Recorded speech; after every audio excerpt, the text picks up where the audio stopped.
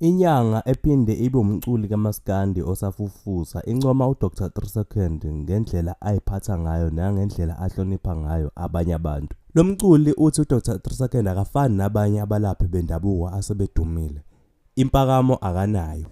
Sanibonani, angifuni ukungasho ngoba ngingena la ngizofakaza ngomkhulu u3 Seconda. Yazi kunento engiyinotisayo. Ngiyamlandela kakhulu, ngiyabuka namavideo akhe. Yazi ubaba u3 Seconda inhlonipha nayo angazi. Kunabantu abadumile, kunabantu abaphezulu ngempilo futhi abangabalaphi, abangakwazi ukuyoxhawula umuntu kanje egijime kanje emotweni. Ngeke uzukubona lokuncamela ukuthi umuntu akamisa imoto edilike bese ezomxhawula. Sayibonga inhliziyo yamkhulu u3 Seconda kakhulu. Isifundo esinye mina ngiyasibona. Wena lakho uvolthini ngoprofessor udokotela, yini le ake yayenza yakuchaza noma le oyaziyo ngaye?